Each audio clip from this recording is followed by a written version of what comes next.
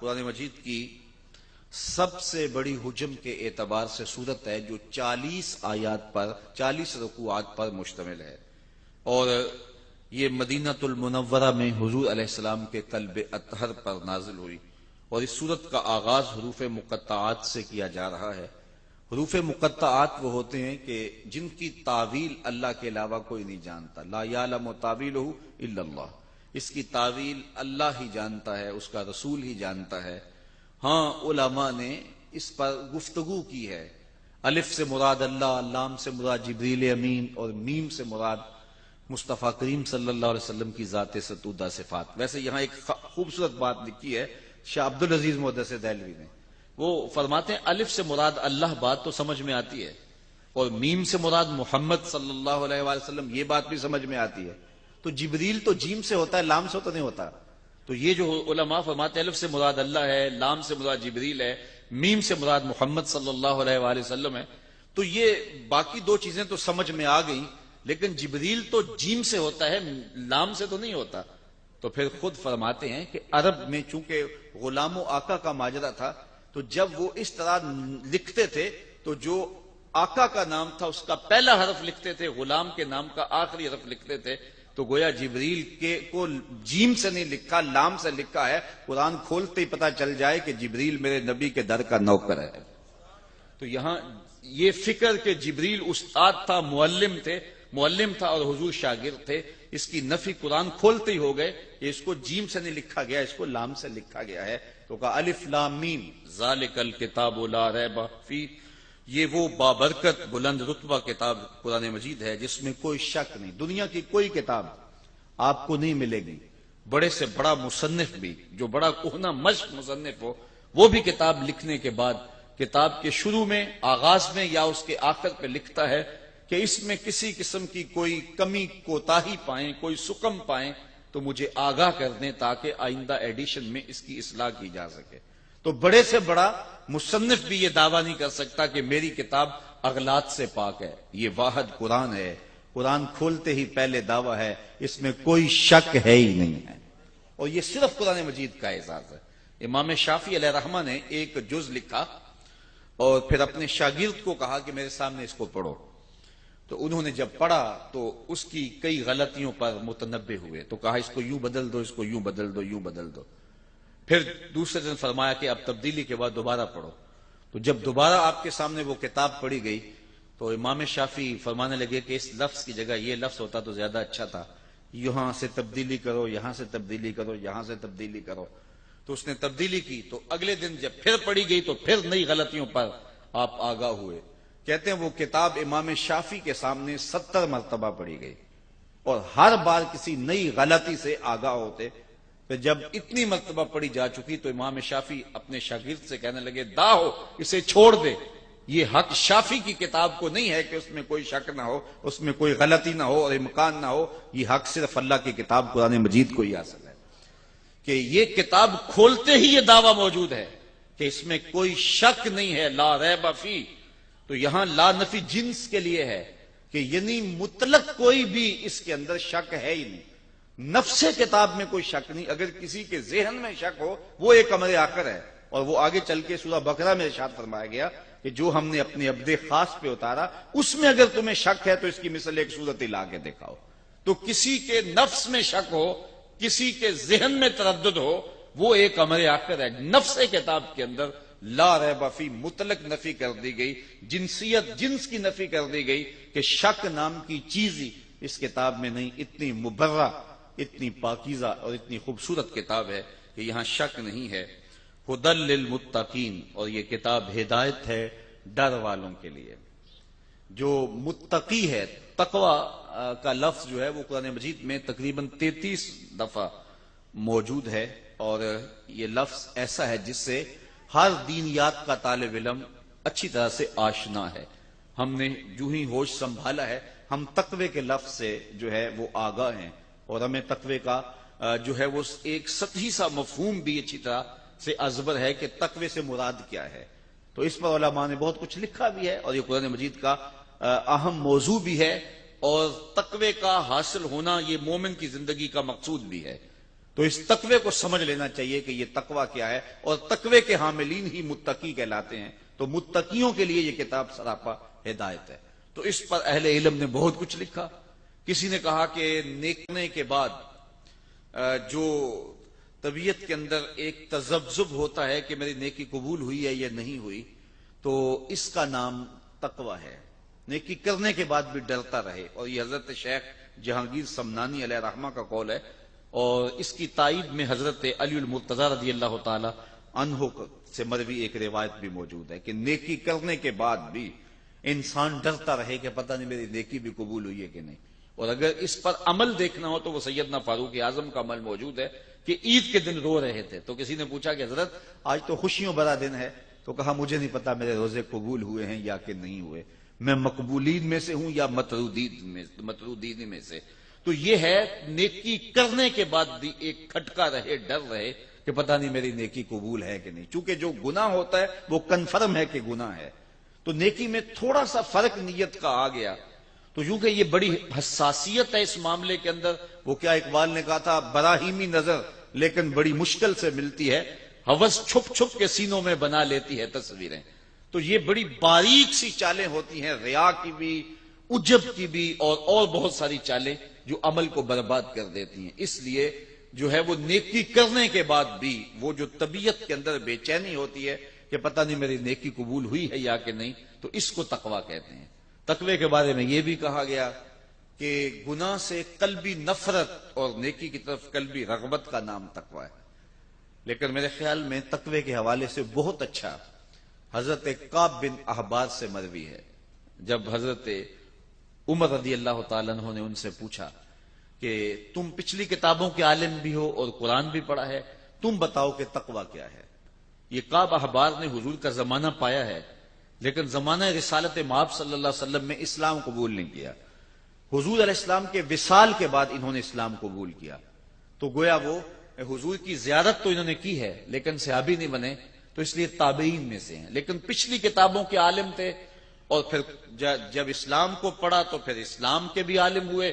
تو یہ بڑے اہم شخص تھے اس اعتبار سے، اور صحابہ ان سے کچھ امور کے اندر رجوع کرتے تھے۔ تو حضرت عمر نے ان سے پوچھا کہ تم نے پچھلی کتابوں کو بھی پڑھا ہے اور اسلام کو بھی پڑھا ہے، تو تم بتاؤ کہ تقوی کیا ہے۔ تو کعب احبار نے سوال کرنے پر حضرت عمر سے کہا کہ کبھی آپ ایسی وادی سے گزرے ہیں جہاں خاردار جھاڑیاں ہوں؟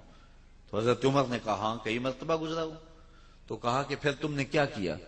تو حضرت عمر نے کہا کہ میں نے کپڑے سمیٹ لیے کہ جھاڑیوں سے گزر رہا ہوں، کو کانٹا میرے دامن سے الجھ نہ جائے اور میرا لباس تار تار نہ ہو جائے۔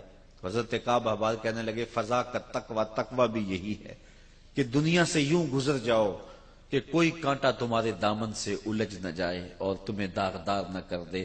گناہوں سے بچ بچ کے زندگی گزارنے کا نام تقوی ہے۔ تمام عمر طوفان سے کھیلتے گزری، نیا کے ڈوبنے کا ڈر بھی رہا۔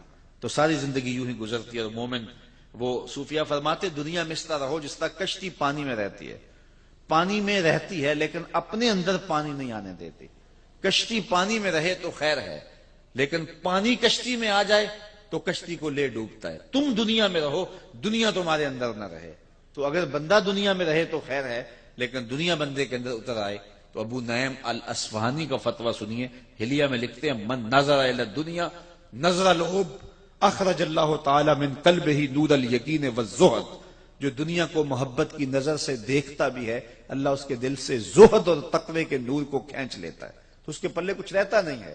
اس لیے ہمارا مقصود رضا الہی ہے، اور اسی کے لیے ہمیں کوشش ہونی چاہیے، اور اس کے لیے ہم اپنے تزکیے کی طرف متوجہ ہوں۔ سویر سے لے کر شام تک جب ہمارا وظیفہ ہی دنیا بن جائے گی تو ہمارا اندر باطن لٹ جائے گا، بے چینی، اضطراب اور بے سکونی پھر وہ کبھی بھی نہیں مٹنے پائے گی۔ اس کے ہم بڑے مداوے کریں گے، لیکن اصل جب دنیا کی محبت دلوں میں راسخ ہو جاتی ہے تو پھر جو ہے وہ یہ دل بنایا ہی اللہ تعالیٰ نے اپنی یاد کے لیے ہے، اور وہ گوارا نہیں کرتا اس کے اندر کسی اور کی محبت ہو۔ تو صوفیہ نے یہ بڑا خوبصورت نسخہ دیا کہ دنیا میں اس طرح رہو جس طرح کشتی پانی میں رہتی ہے، پانی میں رہے گی، خود بھی تیرے گی، اوروں کو بھی ترائے گی، لیکن پانی اگر اندر آ گیا تو باقیوں کو بھی لے ڈوبے گی اور خود بھی ڈوب جائے گی۔ تو اس لیے تقوی یہ ہے کہ انسان جو ہے وہ دنیا کے اندر حزم و احتیاط کے ساتھ زندگی گزارے، اس کے دامن سے گناہ کا کوئی جو ہے وہ کانٹا نہ الجھے جو اس کے دامن کو تار تار کر دے۔ تو جو متقی ہیں اللہ تعالیٰ نے قرآن مجید کو سراپا ہدایت ان کے لیے بنایا ہے۔ یہاں قرآن مجید جو ہدایت ہے اس کے لیے لفظ مصدر استعمال کیا، ہدن مصدر استعمال کیا گیا، تو مصدر کا استعمال کرنا، اس کے معنی کی کثرت کو بیان کرنا مقصود ہے کہ یعنی سراپا ہدایت ہے، سراسر ہدایت ہے ان کے لیے جو متقی ہیں۔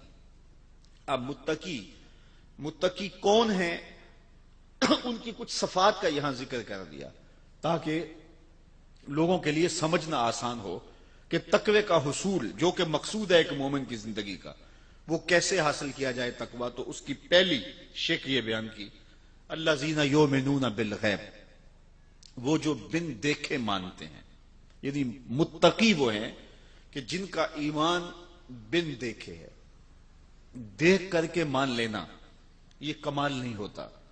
وہ تو آپ جانتے ہیں کہ جب ڈوب رہا تھا فرعون تو اس نے اس وقت کہا تھا آمنت برب موسیٰ، میں موسیٰ کے رب کو مان گیا، لیکن اس کا یہ ماننا معتبر نہ ہوا۔ تو ایمان جو ہے وہ بالغیب ہے، بن دیکھے جو چیز مان لی جائے، تصدیق کر لی جائے جس چیز کی، تو اس کو ایمان کہا جاتا ہے۔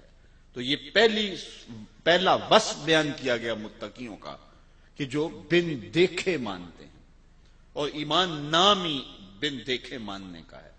مجھے پھر وہ بہلول یاد آ گیا، یہ مجذوب تھا اور سڑک کے کنارے بہلول بیٹھ کے اپنے پاؤں پر مٹی کے گھروندے بناتا تھا اور انہیں مسمار کر دیتا تھا۔ یہ جس طرح بچے کو گلی میں ریت پھینک جائیں تو وہ اپنے پاؤں پہ گھروندے بنا کے ان کے گرا دیتے ہیں، تو یہ بھی اسی شغل میں لگا ہوا تھا۔ تو بادشاہ گزرا ہارون الرشید، اس نے دیکھا کہ بہلول بیٹھا ہے اور اپنے پاؤں پہ مٹی کے گھروندے بناتا ہے اور بعد میں مسمار کر دیتا ہے۔ تو بادشاہ نے مسکرا کے پوچھا بہلول کیا کر رہے ہو؟ اس نے کہا جنت کے محل بنا رہا ہوں۔ تو بادشاہ مسکرا کے گزر گیا، دیوانہ ہے، جنون کی باتیں کر رہا ہے۔ لیکن سادی بولے سادیا نزدیک رائے عاشقاں خلق مجنونند و مجنو عاقل است۔ کہتے ہیں کہ اگر عاشقوں سے رائے پوچھتے ہو تو اصل جو یار کے نام پہ سب کچھ وار دیتا ہے وہی تو عاقل ہوتا ہے۔ تو خیر بادشاہ نے کہا کہ ٹھیک ہے کوئی جنونی باتیں ہیں، بادشاہ گزر گیا۔ پیچھے ملکہ زبیدہ آ رہی تھی، اس نے دیکھا بہلول مٹی کے گھروندے اپنے پاؤں پہ بناتا ہے، مسمار کر دیتا ہے۔ وہ بھی رک کے پوچھا بہلول کیا کر رہے ہو؟ کہا جنت کے محل بنا رہا ہوں۔ کہا بیچتے بھی ہو؟ کہا ہاں بیچتا ہوں۔ کتنے کا؟ 10 روپے کا۔ اس نے 10 درہم یا دینار نکال کر کے دیے تجوری سے۔ تو بہلول نے وہ پیسے پکڑے اور دجلہ میں پھینک دیے اور ایک گھروندے کے گرد جو ہے وہ دائرہ کھینچ دیا، کہا یہ تمہارا ہوا۔ تو خیر ملکہ بھی چلی گئی، رات پڑی، بادشاہ سویا تو کیا منظر جاگتا ہے خواب میں کہ جنت ہے، خوبصورت محلات ہیں، ایک محل کے باہر لکھا ہے ملکہ زبیدہ۔ شوق ہوا کہ دیکھوں، آگے بڑھا تو خادم نے روک دیا، کہا یہ میری بیوی کا محل ہے۔ کہا جنت اور دنیا کے ضابطے الگ الگ ہیں، تم اجازت کے بغیر نہیں جا سکتے۔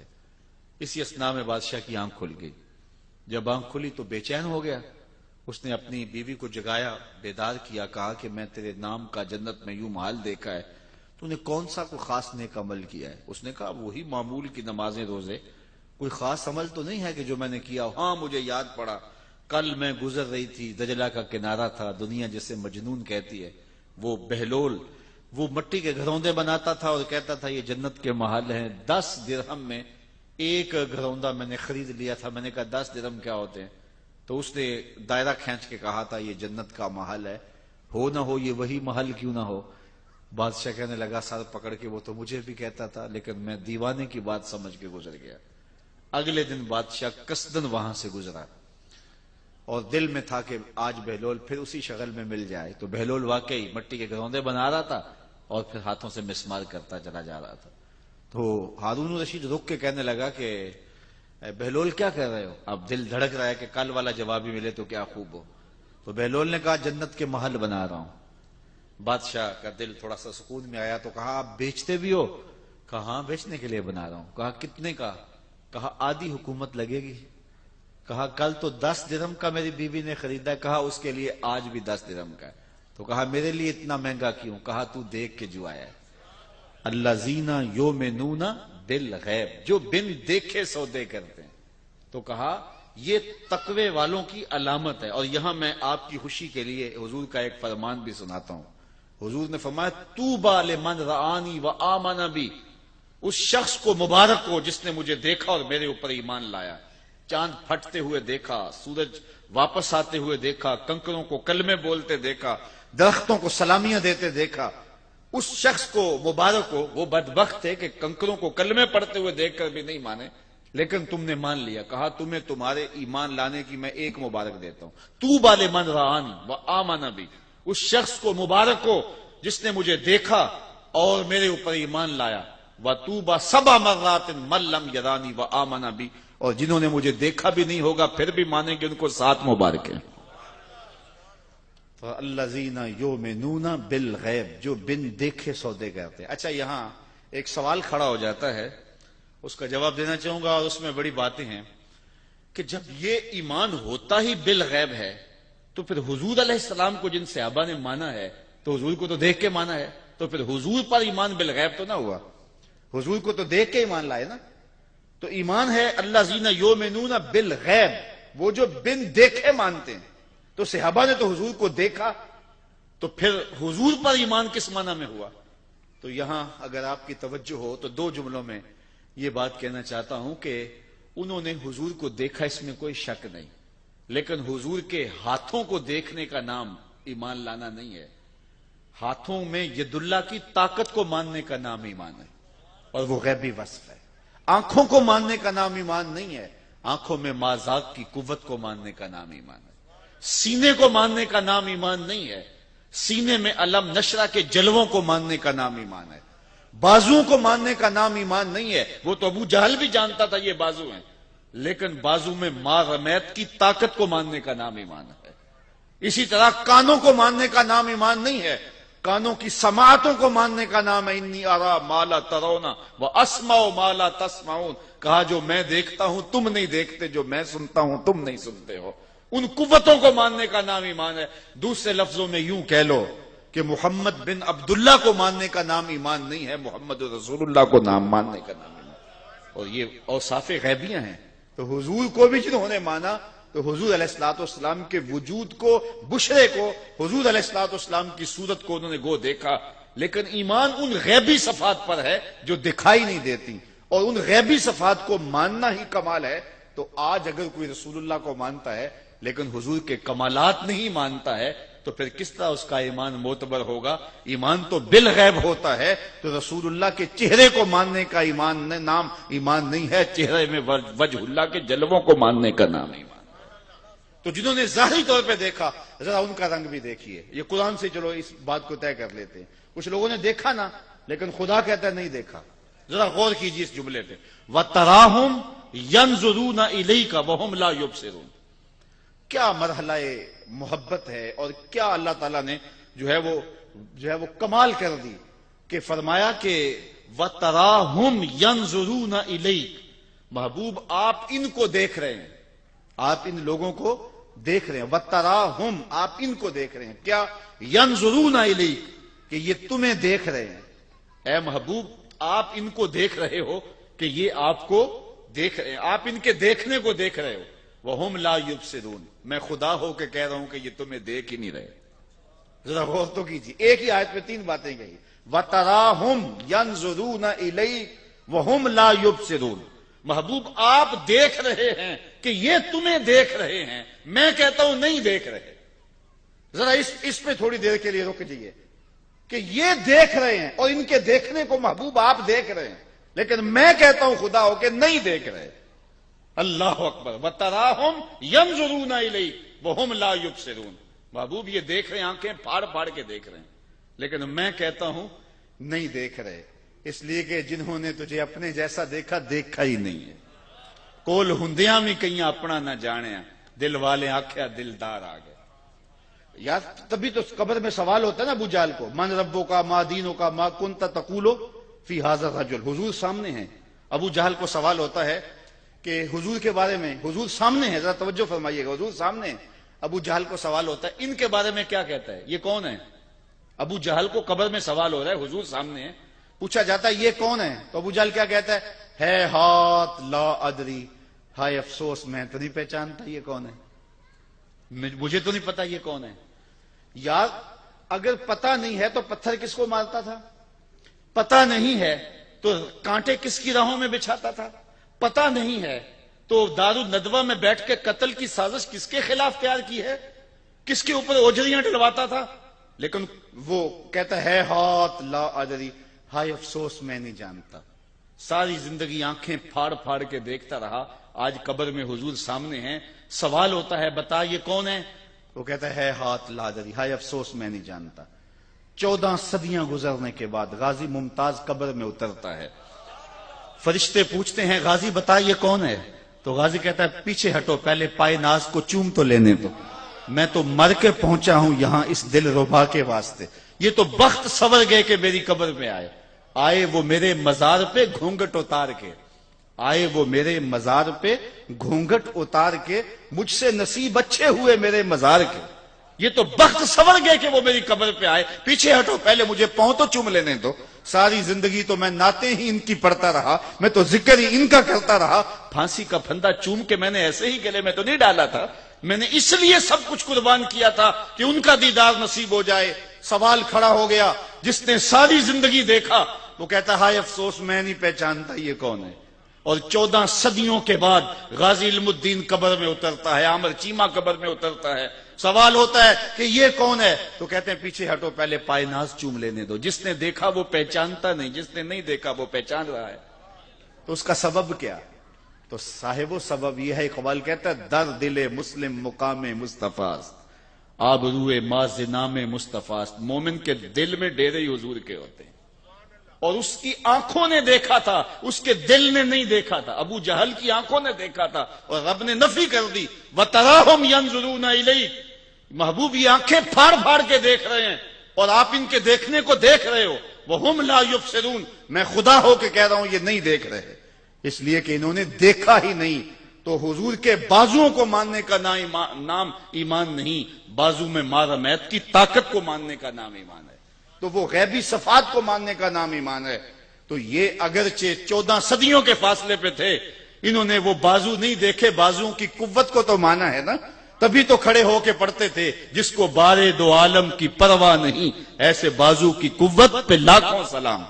تو انہوں نے بازو نہیں دیکھے لیکن اس قوت کو مانا ہے، انہوں نے آنکھیں نہیں دیکھی لیکن آنکھوں کے کمال کو مانا ہے، انہوں نے سینہ نہیں دیکھا لیکن علم نشرہ کے جمال کو مانا ہے، انہوں نے ہونٹ نہیں دیکھے لیکن پتلی پتلی گلے قدس کی پتیاں، ان لبوں کی نزاکت پہ لاکھوں سلام کے ترانے تو پڑے ہیں۔ اس لیے ایمان جو ہے وہ بالغیب ماننے کو کہتے ہیں۔ تو ارشاد فرمایا متقین کی پہلی صفت یہ ہے الذین یؤمنون بالغیب، جو بن دیکھے مانتے ہیں۔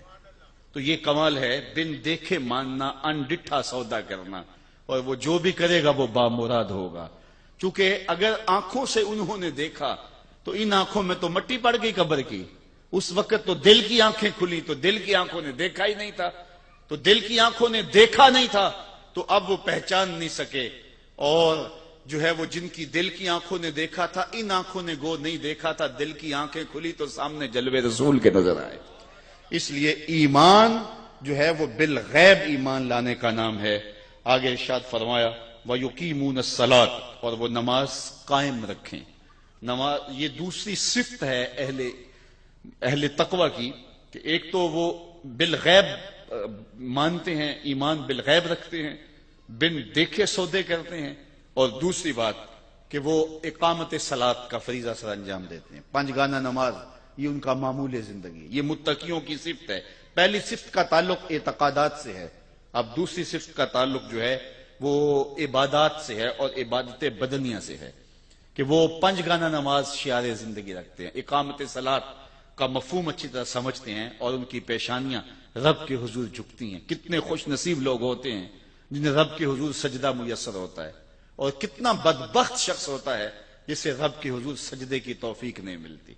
یار صبح کے وقت چڑیاں بھی اپنے گھونسلوں سے نکل کے رب کی تسبیح بول رہی ہوتی ہیں، اور حشرات الارض بھی بلوں سے باہر نکل کے رب کی پاکی کے ترانے پڑھ رہے ہوتے ہیں، اور وہ کتنا بد نصیب ہوتا ہے جو اس وقت نیند کے خراٹوں میں ہوتا ہے۔ آغاز اللہ کے حضور سجدے سے کیجئے، پھر دارین کی عزتیں تمہیں مقسوم کرے گا.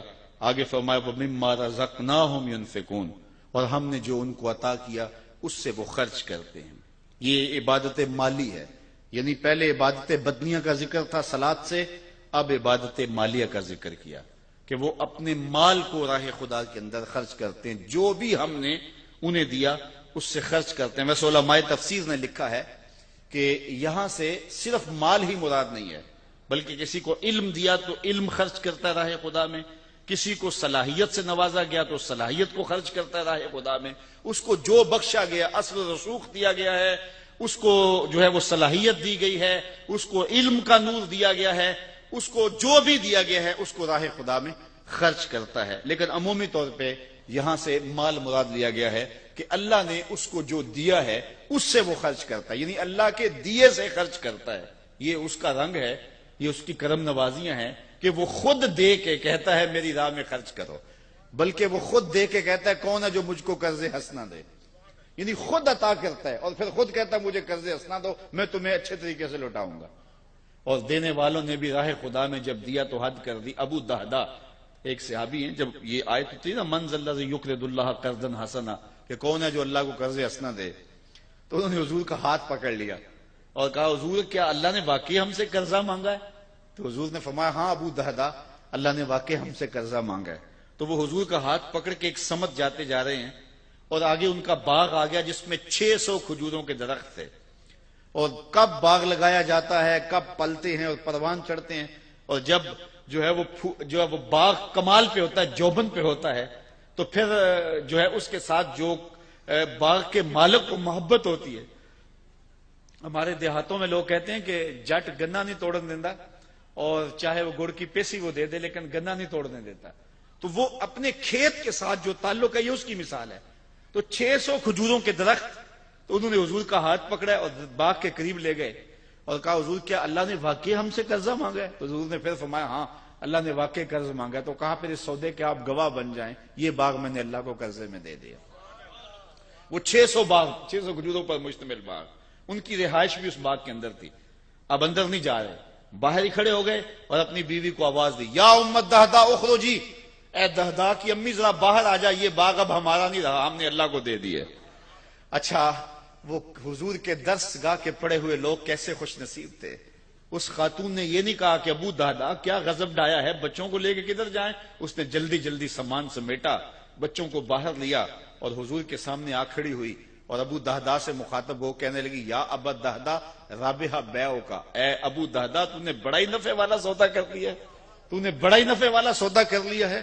وہ بابا اشفاق مرحوم نے کہا تھا کہ اللہ کی راہ میں دو، تم نے اللہ کے دیے ہوئے سے دینا ہے، کون سا اپنی طرف سے دینا ہے؟ تو کہا وَمِمَّا رَزَقْنَاهُمْ يُنْفِقُونَ، جو ہم نے دیا اس سے وہ خرچ کرتے ہیں. اللہ کے دیے سے جب وہ راہ خدا میں خرچ کرتے ہیں. میرے والد گرامی فرمایا کرتے تھے ہمارے دیہاتوں میں، شاید آپ کے یہاں بھی ہو، پہلے کنویں ہوتے تھے جن سے پانی نکال کر کے ہم کھیتوں کو سیراب کیا کرتے تھے. بعد میں ان کی جگہ ٹیوب ویل آ گئے تو وہ کنویں بند نہیں کیے گئے، دیر تک وہ موجود رہے ہیں. لیکن ان سے لوگوں نے فائدہ حاصل کرنا چھوڑ دیا اور وہ ٹیوب ویل کے ذریعے سے پانی لینا شروع کر دیا، تو وہ کنویں بند نہیں ہوئے تھے، دیر تک وہ کنویں رہے. لیکن ہم جاتے تھے کنویں پر تو دور تک پانی نظر آتا تھا، بہت نیچے، اور وہ بھی گدلا میلا سا پانی. تو بزرگ فرمایا کرتے تھے کہ یہ کنویں جب تک فیض باہر دیتے تھے اللہ نیچے سے بھی انہیں سوتے دیتا تھا، اور جب انہوں نے باہر دینا چھوڑ دیا اللہ نے بھی دینا چھوڑ دیا. تو جب تم راہ خدا میں خرچ کرتے رہو گے اللہ تمہیں عطا کرتا رہے گا، اور جب تم دینا چھوڑ دو گے تو پھر تمہارے لیے بھی مشکلات کھڑی ہو جائیں گی. تو راہ خدا میں دینے سے مال گھٹتا نہیں ہے. حضور نے حضرت ابو کبشہ الانماری رضی اللہ تعالیٰ عنہ سے ایک روایت ہے، حضور نے 3 باتیں قسم کہا کے کہیں اور 4 باتیں بغیر قسم سے کہیں، اور جو 3 چیزیں حضور نے قسم کر کے کہیں ان میں سے ایک یہ تھی ما نقص مال عبد من صدقہ، کہ بندے کا مال صدقے سے نہیں گھٹتا. حضور فرمایا اس پر محمد قسم کرتا ہے، مجھ سے قسم لے لو کہ صدقے سے مال کم نہیں ہوتا.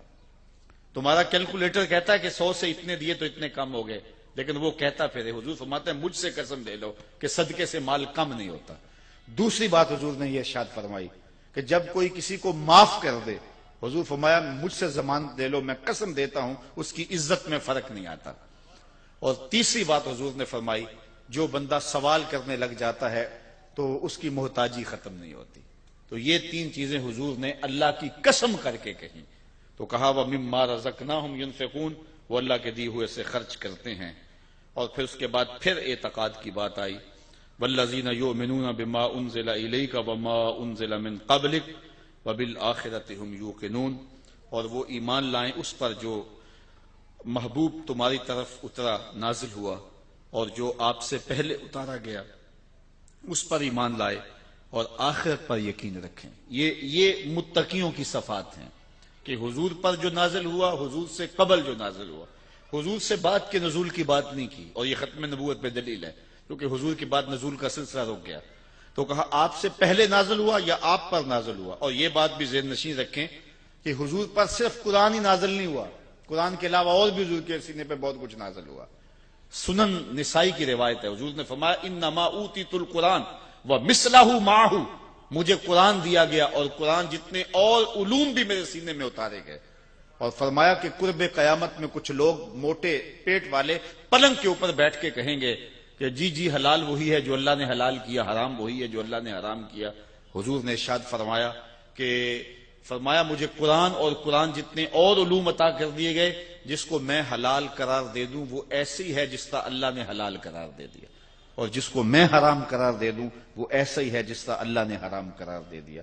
حضور کو اللہ تعالیٰ نے اختیار فی شریعہ عطا فرمایا ہے، تو اس لیے فرمایا محبوب آپ پر جو بھی نازل ہوا، یہ صرف قرآن کی تخصیص نہیں ہے۔ اور پھر فرمایا جو آپ سے قبل نازل ہوا، نبیوں پر صحیفے اور کتابیں نازل ہوئیں، وَبِالْآخِرَةِ هُمْ يُوقِنُونَ، اور آخرت پر یقین رکھتے ہیں۔ آخرت پر حالانکہ پہلے ایمان کا ذکر ہو گیا تھا، یہاں آخرت کے یقین کو زیادہ جو ہے وہ وضاحت کے ساتھ بیان کیا گیا، وہ اس لیے کہ جو مشرکین تھے عقیدہ آخرت کے حوالے سے وہ تردد کا شکار تھے، توحید کے حوالے سے ان کا تصور تھا، اگرچہ جو ہے وہ اس کے اندر تعبیرات غلط کرتے تھے، اور رسولوں کے انتصاب کے حوالے سے جو ہے وہ انہیں معاملہ تھا، نفس رسالت کے منکر نہیں تھے، لیکن عقیدہ آخرت کا ڈٹ کے انکار کرتے تھے، اس لیے اس کو خاص طور پہ بیان کر دیا گیا اور لفظ یو کے نون کے ساتھ بیان کیا گیا کہ ان کا یقین بالکل کامل ہے، چونکہ جب قومیں یقین کامل سے تذبذب کی طرف لڑکتی ہیں تو پھر قومیں برباد ہو جاتی ہیں۔ علامہ اقبال نے ایک جگہ پہ کہا تھا کہ سن ہے تہذیب حاضر کے غلام، غلامی سے بدتر ہے بے یقینی۔ جب قومیں بے یقینی کی کیفیت میں چلی جاتی ہیں تو پھر ان کے پلے کچھ نہیں رہتا، وہ تذبذب قوموں کو مار دیتا ہے، اس لیے انہیں اپنے معتقدات پہ، اپنے عقائد پہ پختہ کامل اکمل یقین ہونا چاہیے، اور وہ یقین ان کی زندگی کے اندر، عمل کے اندر نکھار پیدا کرتا ہے۔ اولئک علی ھدی من ربہم، یہی وہ خوش بخت لوگ ہیں جو اللہ کی جانب سے ہدایت پر ہیں، واولئک ھم المفلحون، اور وہی لوگ مراد کو پہنچے ہوئے ہیں۔ ان آیات کے اندر اللہ تعالیٰ جل شانہ نے متقیوں کی صفت بیان کی، اور متقیوں کے لیے قرآن سراپا ہدایت ہے۔ اس کا یہ مطلب نہیں کہ قرآن باقیوں کے لیے ہدایت نہیں ہے، ایک ہے قرآن مجید کا سراپا ہدایت ہونا اور ایک ہے اس سے یہ ہدایت حاصل کرنا۔ قرآن مجید میں دوسرے مقام پہ فرمایا ھدی للناس، یہ تمام لوگوں کے لیے ہدایت ہے، جس طرح حضور سب لوگوں کے لیے نبی ہیں اور ساری انسانیت حضور کی امت ہے، لیکن اس کو امت دعوت کہتے ہیں، لیکن جنہوں نے حضور کی دعوت کو قبول کر لیا وہ امت اجابت کہلاتی ہے۔ تو ہم حضور کی امت اجابت ہے، اور جب امت کہا جاتا ہے تو امت اجابت مراد ہوتی ہے، لیکن یہ یہودی، یہ عیسائی، یہ بدھ مت، یہ دیگر جتنے لوگ ہیں یہ بھی میرے رسول کی امت ہیں، حضور ان کی طرف مبعوث کیے گئے ہیں، لیکن یہ امت دعوت ہیں، انہوں نے دعوت کو قبول نہیں کیا۔ تو قرآن مجید جو ہے وہ تمام بنی نوع انسان کے لیے ہدایت کا سرچشمہ ہے، لیکن ہدایت حاصل کون کرتے ہیں؟ جن میں تقوی کی دولت ہے، اور تقوی کون رکھنے والے لوگ ہیں؟ جن میں یہ اوصاف ہیں، یہ خوبیاں ہیں کہ ایک تو ایمان بالغیب رکھتے ہیں، اور دوسرا جو ہے وہ 5 گانہ نماز کا اہتمام کرتے ہیں، اللہ کے دیے سے خرچ کرتے ہیں، اور ان کا اعتقاد رسول اللہ پہ جو نازل ہوا اور حضور سے قبل جو نازل ہوا پختہ ہے، اور یقینی اذعان اور ایمان کی دولت سے مالا مال ہیں، اور یہ ہدایت کی راہوں کے مسافر ہیں۔ اس کے بعد کفار، اور پھر مسلسل 13 آیات میں منافقین کا تذکرہ ہے۔ انشاءاللہ جب اگلے ماہ دوبارہ ہم اس موقع پہ حاضر ہوں گے تو منافقین کی کیا کرتوتیں تھیں اور وہ کس طرح اسلام کو نقصان پہنچانے کے لیے دن رات کوشاں رہتے تھے، مکر و فریب، دجل و تلبیسات کی کہانیاں کس طرح انہوں نے رقم کی، اور قیامت تک کے لیے جو ہے وہ ان کی کہانیاں محفوظ ہو گئیں اور دنیا کے سامنے رکھی جا رہی ہیں۔ اللہ تعالیٰ جل شانہ ہمیں کتاب رحمت سے جڑنے کی توفیق عطا فرمائے۔ وآخر دعوانا ان الحمد للہ رب العالمین۔